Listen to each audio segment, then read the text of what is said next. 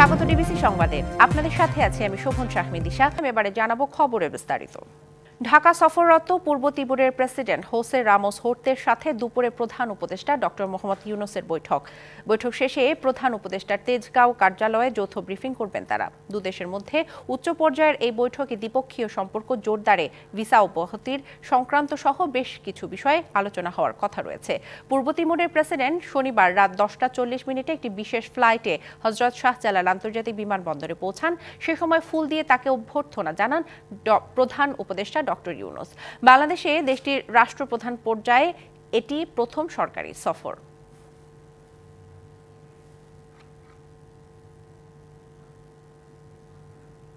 মহান বিজয় দিবস উদযাপন উপলক্ষে নতুন করে সাজানো হয়েছে জাতীয় স্মৃতিসৌধ। সব ধরনের সংস্কার সহ শেষ হয়েছে সৌন্দর্য বর্ধনের কাজ। জোরদার করা হয়েছে নিরাপত্তা। রাজনৈতিক পট পরিবর্তনের পর এক ভিন্ন প্রেক্ষাপটে উদযাপিত হতে যাচ্ছে এবারের বিজয় দিবস। মহান বিজয় দিবসে জাতীয় স্মৃতিসৌধে জাতির সূর্য সন্তানদের শ্রদ্ধা জানাবেন রাষ্ট্রপতি, প্রধান উপদেষ্টা, রাজনীতিবিদ ও কূটনীতিক সহ বিশিষ্টজনেরা। এরপরই সৌধ প্রাঙ্গণ উন্মুক্ত করে দেয়া হবে সর্বসাধারণের জন্য। শ্রদ্ধা, ভালোবাসা আর ফুলে ফুলে ভরে উঠবে শহীদ বেদি। প্রতি বছরের মতো এসব দিক মাথায় রেখে নেওয়া হয়েছে নানা প্রস্তুতি। শেষ হয়েছে সংস্কার সহ রংতুলির কাজ। বাহারি রঙের ফুলে নতুন করে সেজেছে জাতীয় স্মৃতিসৌধ। প্রায় 1.5 মাস ধরে অর্ধশতাধিক কর্মী শ্রম দিয়ে সাজিয়ে তুলেছেন 108 একর আয়তনের গোটা সৌধ চত্বর। বিজয় দিবস উপলক্ষে আমরা লাইটিং এর কাজ করা হয়। আলোকসজ্জ কাজ চলতেছে প্রায় 1.5 মাস। পরিষ্কার পরিচ্ছন্ন করছি, লোকজন আসিবে। একটা পাতা যদি পড়ে সেটা আমরা সাথে সাথে টুকাই নিয়ে যেতেছি। ইতোমধ্যে শেষ হয়েছে আলোকসজ্জা সহ সিসি ক্যামেরা স্থাপনের কাজ। প্রস্তুতি শেষ করার কথা জানিয়েছে স্মৃতিসৌধ কর্তৃপক্ষ। সিসি ক্যামেরা স্থাপন, লেক সংস্কার সহ সকল কার্যক্রম সম্পন্ন করেছি। মহামান্য রাষ্ট্রপতি, মাননীয় প্রধান উপদেষ্টা এবং উপদেষ্টা মণ্ডলী সহ সকলের শ্রদ্ধা নিবেদনের জন্য স্মৃতিসৌধ পুরোপুরি প্রস্তুত রয়েছে। এদিকে দিবসটি ঘিরে নিরাপত্তা ব্যবস্থা জোরদার করেছে আইনশৃঙ্খলা বাহিনী। স্মৃতিসৌধ সহ আশপাশের এলাকায় বাড়ানো হয়েছে গোয়েন্দা নজরদারি। 10 দিন আগে থেকে আমাদের নিরাপত্তা ব্যবস্থা চলতেছে। আমরা সাদা পোশাকে নিরাপত্তা ব্যবস্থা, বিভিন্ন নিরাপত্তা আমরা দিয়ে আসতেছি। শেষ হওয়া অবধি এই ব্যবস্থা চলমান থাকবে, অব্যাহত থাকবে। মহান বিজয় দিবস উদযাপন উপলক্ষে পরিষ্কার পরিচ্ছন্নতা ও ভিআইপি নিরাপত্তার জন্য 8ই ডিসেম্বর থেকে জাতীয় স্মৃতিসৌধে বন্ধ রয়েছে দর্শনার্থীদের প্রবেশ। DBC news desk.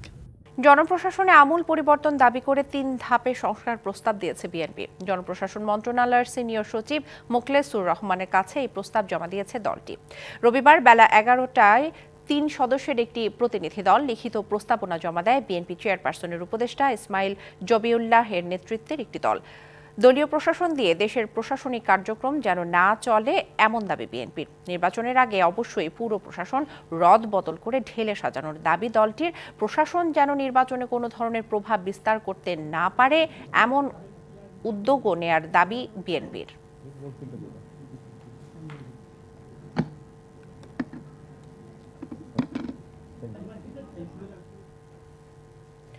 7 বছর পর রাজনৈতিক কর্মসূচিতে আসছেন বিএনপি চেয়ারপারসন বেগম খালেদা জিয়া। শারীরিকভাবে সুস্থ থাকলে আগামী 21শে ডিসেম্বর উপস্থিত থাকবেন জাতীয়তাবাদী মুক্তিযোদ্ধা দলের সমাবেশে।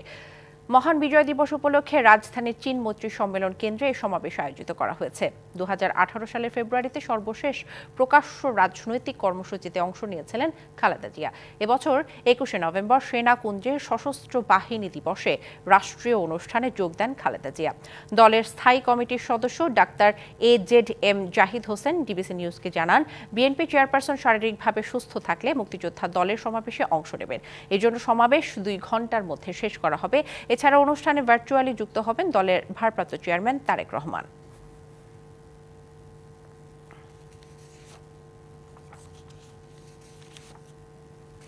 জুলাই আগস্ট গণহত্যা মামলায় যাত্রাবাড়ী থানার সাবেক ওসি আবুল হাসানকে জিজ্ঞাসাবাদ করছে আন্তর্জাতিক অপরাধ ট্রাইব্যুনালের তদন্ত সংস্থা। রবিবার সকালে জিজ্ঞাসাবাদের জন্য তাকে কারাগার থেকে সেফ হোমে নেওয়া হয়। এর আগে বৃহস্পতিবার আন্তর্জাতিক অপরাধ ট্রাইব্যুনালে আবুল হাসানকে হাজির করা হয়। জুলাই আগস্টে গণহত্যা মামলায় তাকে জিজ্ঞাসাবাদ করার অনুমতি চেয়েছিল প্রসিকিউশন। 15ই ডিসেম্বর তাকে জিজ্ঞাসাবাদের জন্য অনুমতি দেয় ট্রাইব্যুনাল। সব সরকারি কর্মকর্তা কর্মচারী মহার্ঘ ভাতা পাবেন, একই সাথে পেনশনভোগীরাও পাবেন এই সুবিধা। এর ফলে কর্মকর্তা কর্মচারীরা মূল বেতনের সঙ্গে আরও কিছু আর্থিক সুবিধা পাবেন। সচিবালয়ে সংবাদ ব্রিফিংয়ে এই তথ্য জানান জনপ্রশাসন মন্ত্রণালয়ের জ্যেষ্ঠ সচিব মোহাম্মদ মোখলেসুর রহমান। আরও বলেন, এই লক্ষ্যে একটি কমিটি গঠন করা হয়েছে। কিভাবে সব শ্রেণী এবং গ্রেডের কর্মকর্তারা এমনকি পেনশনভোগীরাও এর সুফল পাবে তা নিয়ে কাজ করছে এই কমিটি। এছাড়া আন্দোলনরত অবসরপ্রাপ্ত বিভিন্ন গ্রেডের কর্মকর্তারা যেন আগের সুবিধায় গ্রেড পায় সেজন্য নেওয়া হচ্ছে উদ্যোগ। পে কমিশন একটা করা দীর্ঘ সময়ের ব্যাপার। ইন্টারিম টাইমে একটা মহার্ঘ ভাতা কমিটি করেছে, যেখানে আমিও আছি। আমরা সামনের সপ্তাহে প্রথম মিটিং করব এবং ওখানে একটা স্ট্র্যাটেজি কৌশল অথবা কিভাবে আপার লিমিট লোয়ার লিমিট ঠিক করে অফিসার স্টাফ স্ল্যাব ঠিক করে ইনক্লুডিং পেনশনার, এবার যাতে পে স্কেল এই মহার্ঘ ভাতার সুবিধা পেনশনাররাও পায় সে ব্যাপারে সরকার একমত। এক যুগ পার হওয়ার পর বহুল আলোচিত বিআরটি প্রকল্পের কাজ পুরোপুরি শেষ না করেই শুরু হলো বিআরটিসি বাস সার্ভিস। 10টি এসি বাস শিববাড়ি টার্মিনাল থেকে বিআরটি লেনে বিমানবন্দর পর্যন্ত 20.5 কিলোমিটার এবং বিমানবন্দর থেকে গুলিস্তান পর্যন্ত 22 কিলোমিটার পথে চলাচল করবে। এদিকে ঢাকা থেকে গাজীপুর পর্যন্ত রুটে চালু হয়েছে 2 জোড়া কমিউটার ট্রেন। গাজীপুরের শিববাড়ি থেকে বিআরটি লেনে শুরু হলো বিআরটিসির 10টি বাসের পরীক্ষামূলক চলাচল। একদিকে প্রকল্পের কাজ পুরোপুরি শেষ হয়নি, অন্যদিকে নিজস্ব বাস কেনা হয়নি। তাই আপাতত বিআরটিসির 10টি বাস দিয়ে চলবে এই সেবা। ভোর 6:30 থেকে রাত 8টা পর্যন্ত মিলবে এই সুবিধা। অফিসগামী সাধারণ যাত্রীরা এই সেবায় খুশি। তবে এ প্রকল্পের কাজ পুরোপুরি শেষ না হওয়ায় রাস্তায় যানজটের সংখ্যা অনেকের। এই লেন দিয়ে যখন এই গাড়িটা যাবে তখন আমাদের দূরত্বটা কমে আসবে, মানে আমাদের ওই ভোগান্তিটা কমে যাবে। রুটের যে অসমাপ্ত কাজ, সেই সমস্ত কাজ যদি না করা হয় জনগণের আরো অনেক বেশি বেহাল দশা হতে পারে।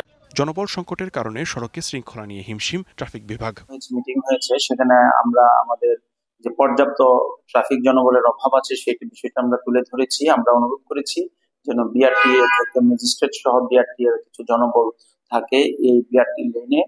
শুরুতে বিআরটি প্রকল্পের ব্যয় ধরা হয়েছিল 2,398 কোটি টাকা। 3 দফা সংশোধনের পর তা বেড়ে দাঁড়িয়েছে 4,268 কোটিতে। কাজ শেষ না হলেও মানুষের যাতায়াতের সুবিধার কথা বিবেচনা করে এই সার্ভিস উদ্বোধন করা হয়েছে বলে জানান উপদেষ্টা। মানুষ যাতে উপকৃত হয় এই জন্য আমরা এই অসম্পূর্ণ বিআরটি লেনে আমরা বাস চালু করেছি। ইতিমধ্যে নির্দেশ দিয়েছি যে এখানকার এই যে বিআরটি লেনের বাকি কাজগুলো দ্রুত সম্পন্ন করতে হবে। এদিকে ঢাকা গাজীপুর রুটে চালু হলো 2 জোড়া কমিউটার ট্রেন। রবিবার সকালে জয়দেবপুর জংশনে ট্রেনের আনুষ্ঠানিক উদ্বোধন করা হয়। সকাল 7টায় জয়দেবপুর থেকে ছেড়ে আসা ট্রেনটি কমলাপুর স্টেশনে পৌঁছায় 8টা 40 মিনিটে। DBC news desk. সিরিয়ার সাবেক প্রেসিডেন্ট বাশার আল আসাদকে উৎখাত করে ক্ষমতা দখল করা বিদ্রোহী গোষ্ঠী হায়াত তাহরির আল শামের সাথে যোগাযোগ করেছে মার্কিন যুক্তরাষ্ট্র। শনিবারে তথ্য জানিয়েছেন দেশটির পররাষ্ট্রমন্ত্রী অ্যান্টনি ব্লিংকেন। জর্ডানে সিরিয়া নিয়ে মধ্যপ্রাচ্য, তুরস্ক এবং পশ্চিমা কূটনীতিকদের সাথে বৈঠকের পর সাংবাদিকদের সাথে কথা বলেন অ্যান্টনি ব্লিংকেন। এ সময় এইচটিএস এবং অন্যান্য গোষ্ঠীর সাথে বাইডেন প্রশাসন যোগাযোগ করেছে বলে জানান ব্লিংকেন। তবে কিভাবে এই যোগাযোগ হয়েছে সে বিষয়ে এখনো কিছু জানা যায়নি।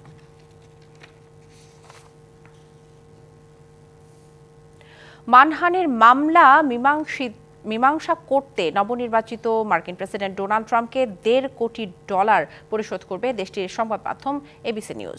স্থানীয় সময় শনিবার এই সিদ্ধান্তের কথা জানিয়েছে সংবাদ মাধ্যমটি। এবিসি নিউজের উপস্থাপক জর্জ স্টেফানোপৌলাস প্রমাণ ছাড়াই ট্রাম্পকে ধর্ষণের জন্য অভিযুক্ত বলে মন্তব্য করায় এই ক্ষতিপূরণ দিতে হচ্ছে। মীমাংসার শর্ত হিসেবে স্টেফানোপৌলাসের বক্তব্যের জন্য আনুষ্ঠানিকভাবে ক্ষমা চেয়ে বিবৃতি দেবে প্রতিষ্ঠানটি। এছাড়া ট্রাম্পের পক্ষে একটি প্রেসিডেন্ট ফাউন্ডেশন অ্যান্ড মিউজিয়াম স্থাপনের জন্য $1.5 কোটি দেবে তারা।